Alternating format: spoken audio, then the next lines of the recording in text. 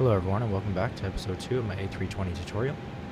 Just a reminder that I'm not a real pilot, so I wouldn't take this as real advice. This is just for the simulator, and I don't know all airline procedures. This is just how I get the plane going and into the air, and it'll definitely work for you as well.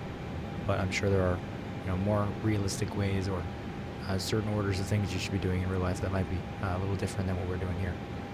Anyways, if you've noticed, we're at a different airport than the previous video. We're at Denver International here. I was going to keep it the same, but I figured if we do a different one, you can kind of see the process and the departures a little bit differently, which might help, because obviously when you're flying, it's not going to be the same route that I was doing in the last video every single time. So I'm just going to quickly run through the departure procedures with you for this airport. If you're just here to start off with the immediate engine start, like where we left off last time, I'll put a chapter on the video, so just skip ahead. But for everybody else, let's just open the EFB and check out what we're doing here. So we're flying from Denver to Dallas-Fort Worth Airport. You can see we're taking the Sleek 2 departure with the Sleek transition, and we're arriving with the, I'll try you didn't say that, Victory arrival with the Medano transition. So if we look on the charts to actually see what that means, so here we are at Denver International. We'll be taking off on runway 8, which is right here, heading this way, which will be heading 083, which you can see we have programmed in here. And if we look at the Sleek 2 departure, it's going to be a little more complicated than before because this is a large airport with a lot of different departures and a lot of different ways to get onto this departure specifically.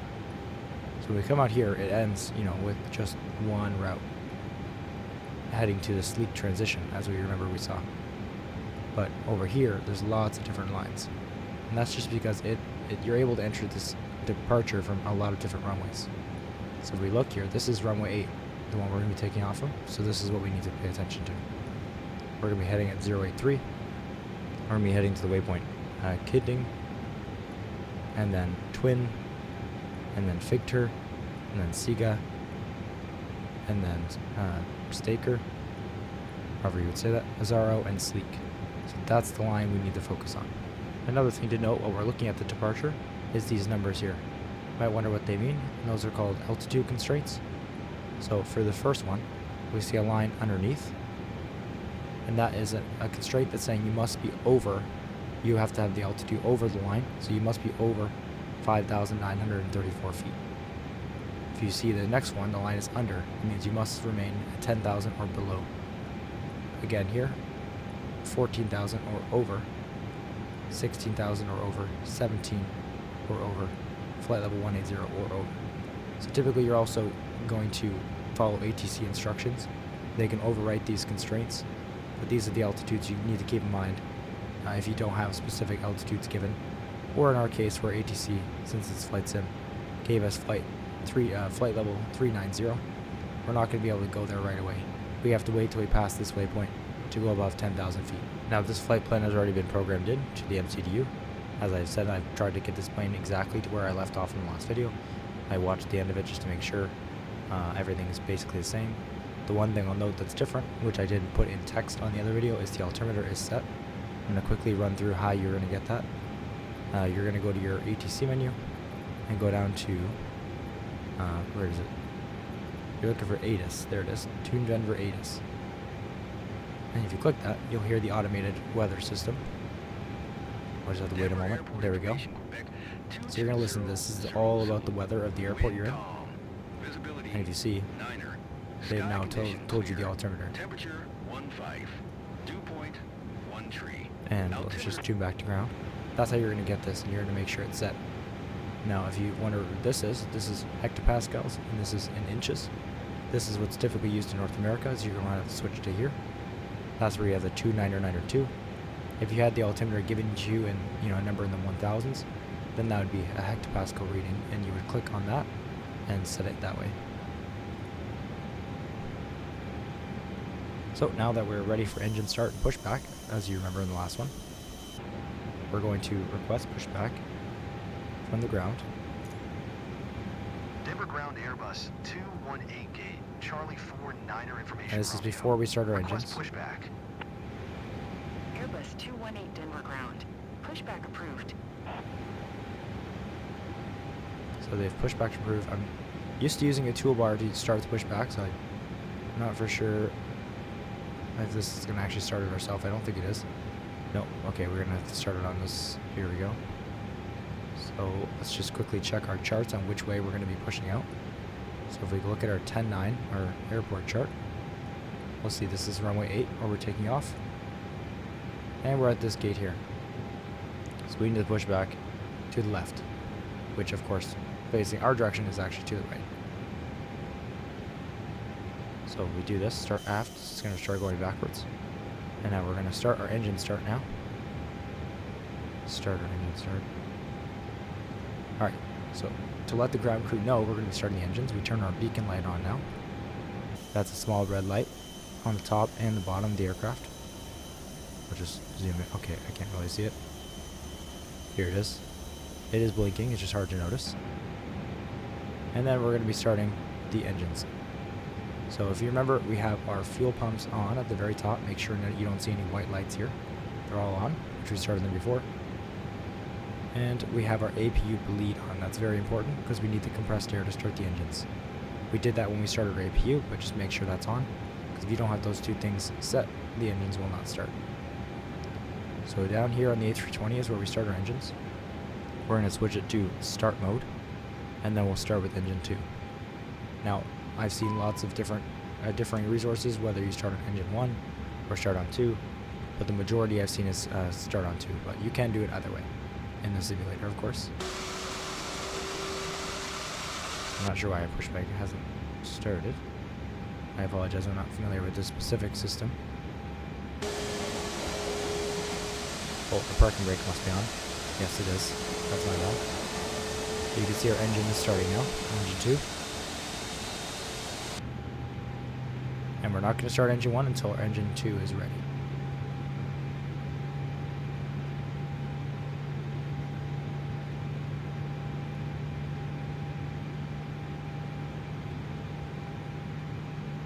So we'll see the N1 is climbing here.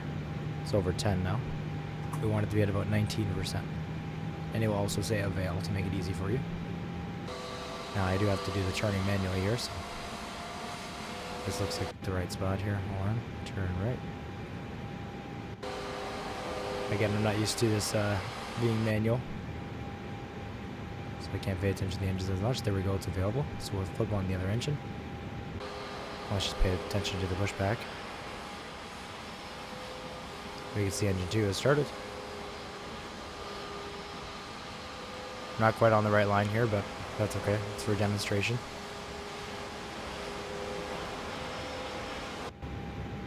And then let's get our pushback to stop. Now we'll set our parking brake. And is that going to disconnect them? Yes, okay, they're gone already. Perfect. And let's wait for our other engine to start up here.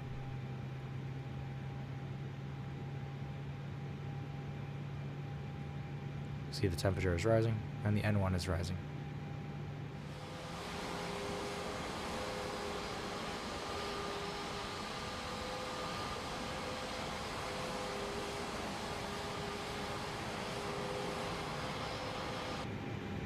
Okay, as it's just about available, there it is. Right now we're going to want to come up here again and switch on our taxi lights. So you can see here, nose, we're going to switch it to taxi. And we're going to make sure other lights are set, which they are. Everything's set where it should be. The strobe remains off for now. Runway turn off and landing lights remain off. And then we can come on down here and turn our engine mode back to norm. Now, as long as you know your engines are started and have both available, you can turn off your APU. So we're just going to press the master switch. We don't need to press anything else. Oh, interesting sunlight effect there. And now we're ready to taxi. So let's tell ATC we're ready to taxi. Request it. Denver ground Airbus November 18218 with Romeo ready to taxi IFR. Airbus November 18218 taxi to and hold short of runway 8 using taxiway Charlie November Echo Delta Lima Echo Echo Mike. Contact tower on 124. 31 ready. And we're going to acknowledge the clearance. And normally the taxi checklist I would go ahead and do while we're taxiing. Sorry, takeoff. Well, pre-takeoff checklist I should call it. But we're going to do it all right here just to show you what needs to be done, and we can focus on taxiing. Okay, the readback audio didn't work, but that's okay. So we're going to want to set our auto brake first for takeoff, which we're going to put it in here's the auto brake, the max setting. That's for if the takeoff is rejected, or we'll have max auto brake, so we can stop in time. Then we're going to want to come down here, and these are our speed brakes. They're spoilers that will pop out on the wings. We'll bring it forward to the armed position. So again, if we reject our takeoff, they'll come up at full braking power. And then our flaps, we're going to want to set to 1. That'll be our takeoff flaps. And you can see they're moving down a little bit there. Not by much, because it's only the first setting. It's not many degrees. And now we're ready for taxi. Again, I typically do that during taxi, but it's perfectly fine to do it now or even earlier if you'd like in the simulator. So let's check our EFB. We're going to go to our proper charts here.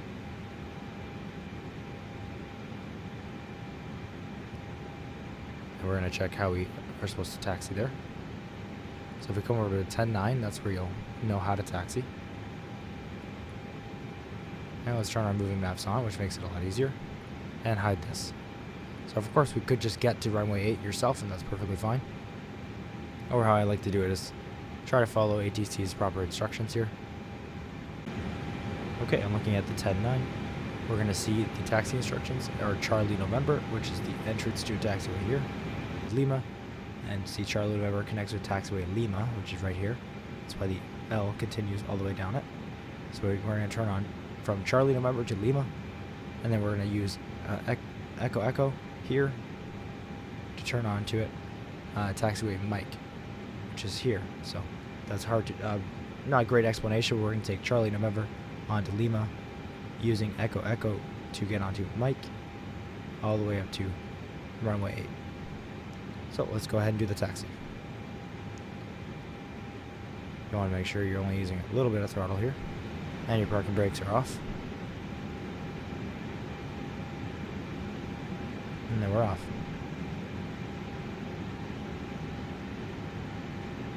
Typically I like to bring the charts up on my side screen here. Since it's this aircraft, I don't think we can pull up the EFB on here, so we can just keep our EFB open for navigation. Alright, we're back. My rudder pedals glitched out pretty bad there, so I'm just using my joystick as my rudder as well now for the rest of this.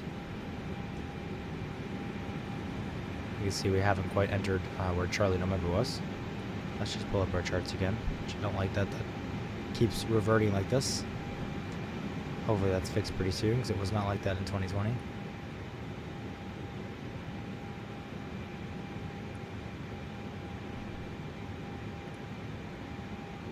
And press the small arrow for the moving maps feature if you're using Navigraph. Again, you don't have to use Navigraph, you can use free charts. It's just helpful with the integration in the game, and we're going to be using it for the tutorials here, since you can see the moving map feature is quite helpful for demonstration purposes. And it's what I use when I fly as well. Alright, well, it just reverted back, but luckily we know it's the first taxiway here.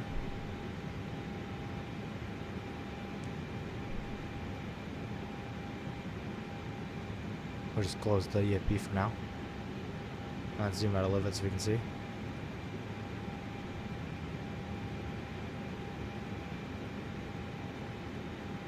We can get a little more power than that.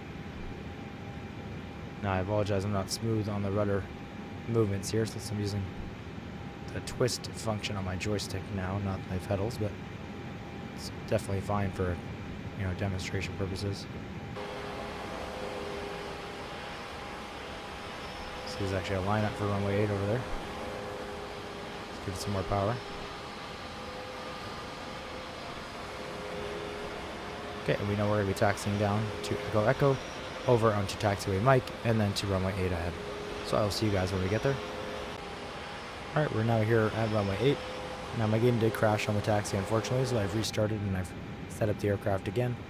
Hopefully everything is exactly the same. I haven't loaded in SimBrief, but the flight plan is all set up and everything. Again, if you notice anything in the aircraft is slightly different, such as our squawk code, we have different code given by ATC this time, but everything else should be the same. Now we're going to want to turn on our flight directors, which I noticed were off. Unfortunately, that is something we should have done before, but now we have it on. And we'll want to keep our speed not unmanaged. I'm not sure why it's did that for us, but let's go back to 163. Same with our heading. We want to be on the runway heading, which is 083. And we want to be on our assigned altitude, which is 39,000.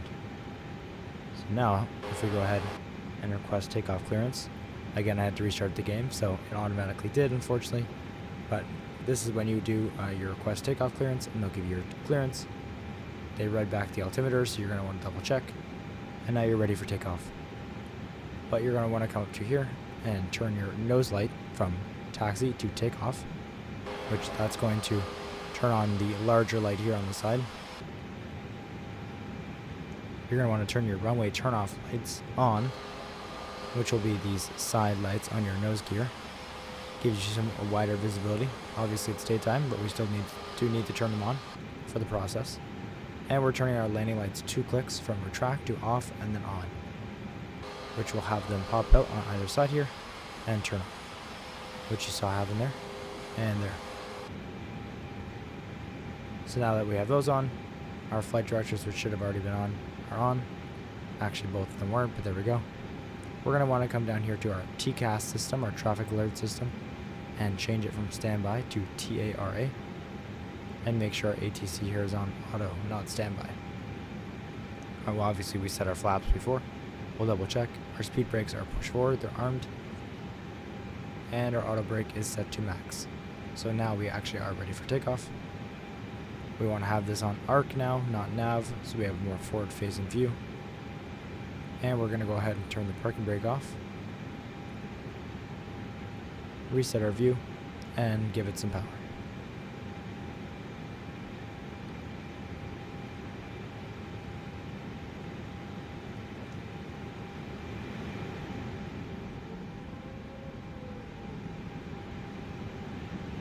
Now we could just roll and take off completely. We are fully configured and we do have clearance, but I am going to stop on the runway just to pull up our departure chart so we can keep that information in mind and watch it as we go.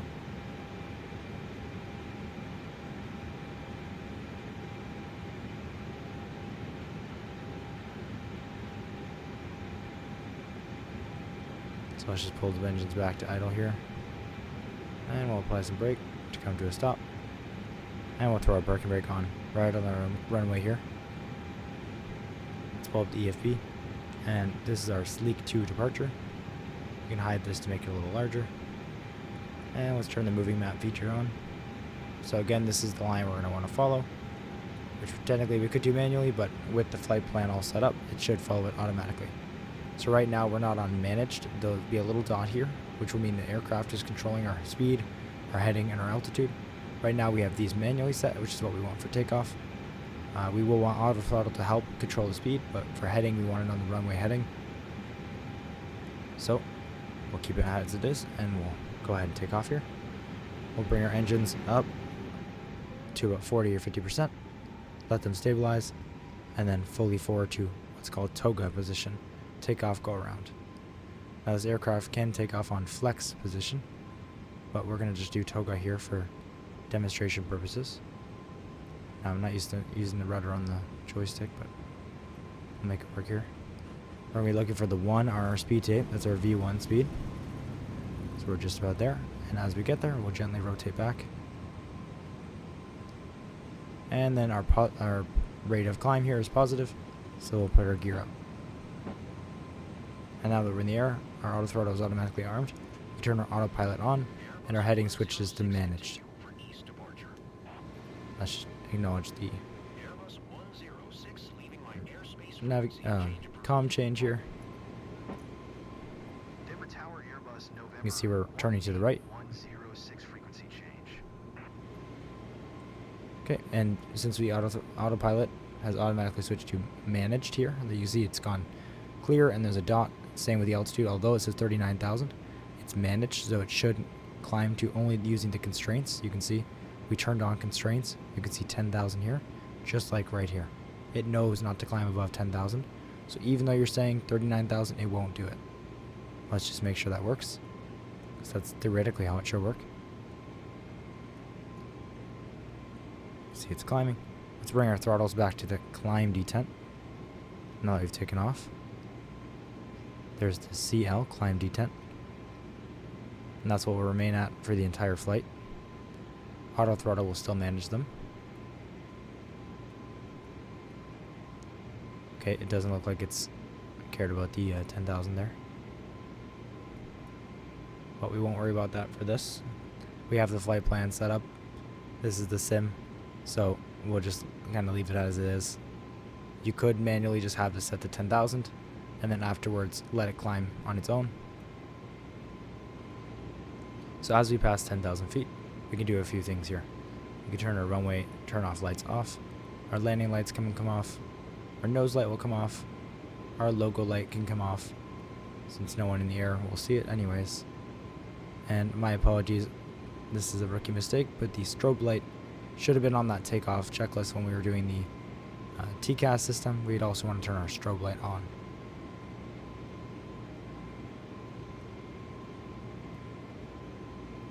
So you can see we remain on our departure path here. We just pull up the chart. I'll show you that.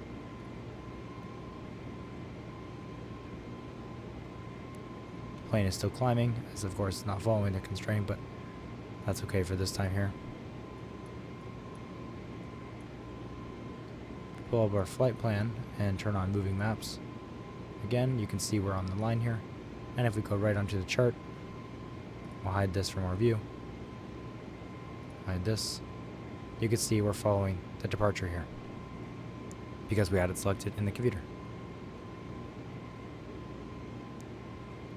At this point, you can see we're still at the right speed, so we can also change it to manage speed. And now the plane could take control of our speed here. And we can turn our flaps to 0.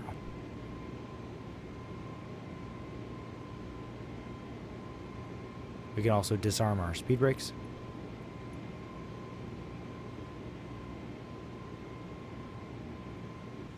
And then as we pass 18,000 feet, we can finally turn our passenger lights off, so we can turn our seatbelt signs off, and what could be our no portable devices sign off, which here says no smoking, but typically on planes that's what it's used for now. You can make sure everything else is set as it should be.